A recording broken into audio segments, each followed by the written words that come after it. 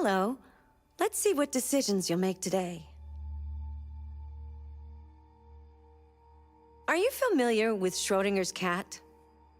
Until you decide what happens, everything is happening at once, like in Detroit.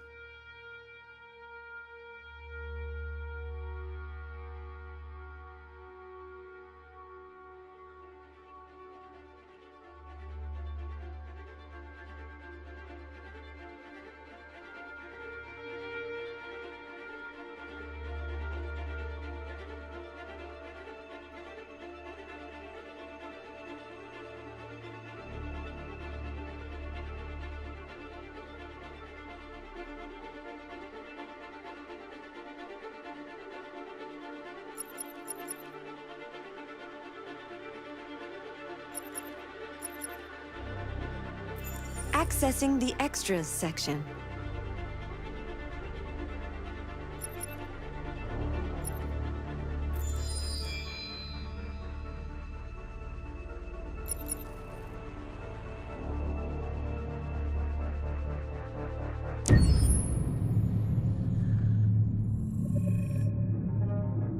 When David and Guillaume got back in touch about making Detroit, I wasn't terribly surprised they decided to make it because the fan response was so intense. So it makes sense that they would choose to do that after the enthusiasm.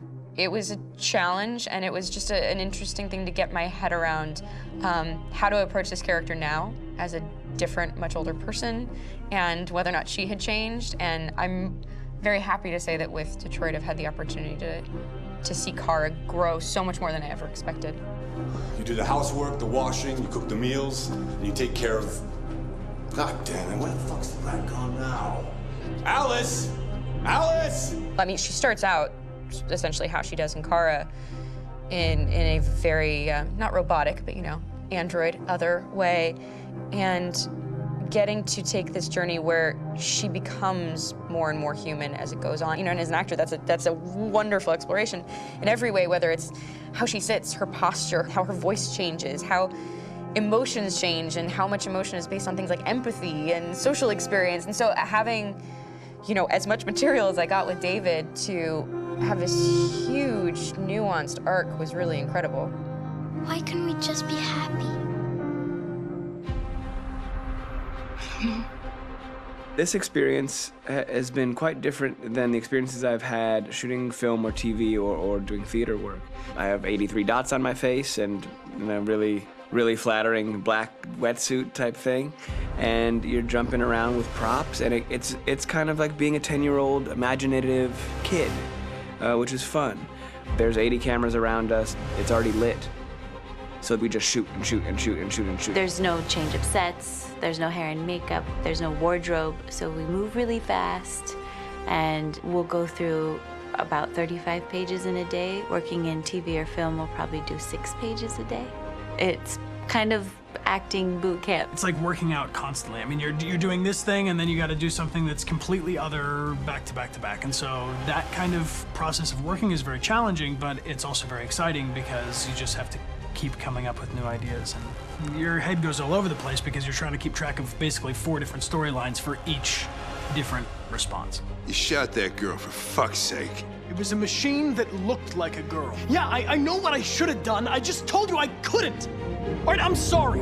The fact that David Cade, he's telling like many stories interwoven from beginning to end is super complicated and super impressive, and I have no idea how he keeps it all in his head. He's not just the writer or the director who's seeing this from the outside eye, he's also thinking about the player walking through this space. You know, only somebody who really, really loves not the work, but like these characters and these stories and cares about doing something meaningful would invest that much in it. And it's always inspiring to work with somebody who cares that much. My experience with motion capture is this one. And I found it sort of terrifying in a way because they said the computer's going to build you. But then as we got into it, I realized all the elements of it were still artistic. I just dipped into a really brilliant setup here. I've never seen anything like it. And this won't turn me into a product because I was playing a character. So it's wonderful. In the game, Detroit, comes back because of a revolutionary industrial rebirth. And there's no reason why that can't happen in Detroit, because they have such tremendous infrastructure for millions and millions of people who can very easily support, you know, a new industry.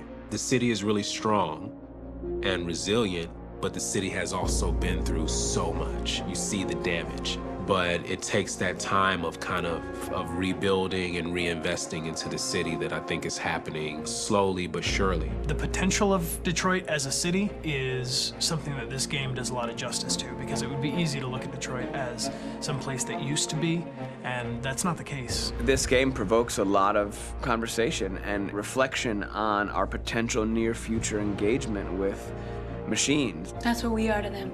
There's merchandise on display in a shop window. I think that a group that feels marginalized, feels like they deserve and have earned access to themselves and the environment around them, and are trying to figure out a way to articulate how to get freedom. What was I designed to be? Their slave? Their toy? It plays with your comfort levels. You think that this is fine, you're comfortable with it, until something blurs the line and throws you off, and now, do I feel differently about whether this should be allowed? Should it be banned? Should it be encouraged? You're gonna ruin our lives, and for what? For a bunch of machines? They are not machines! They are alive! I'm alive!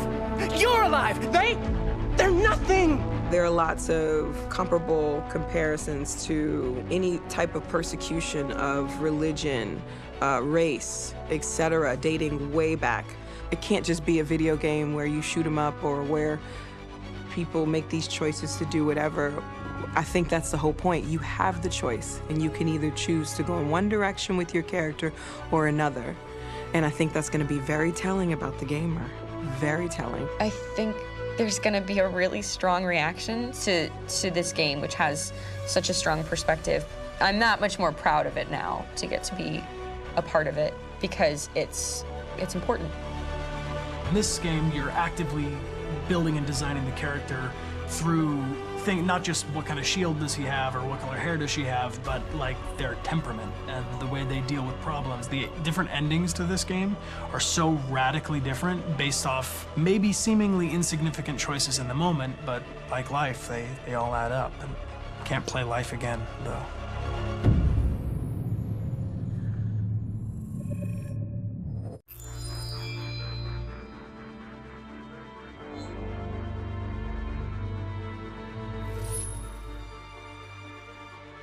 The most important thing is not to live, but to have a reason to live.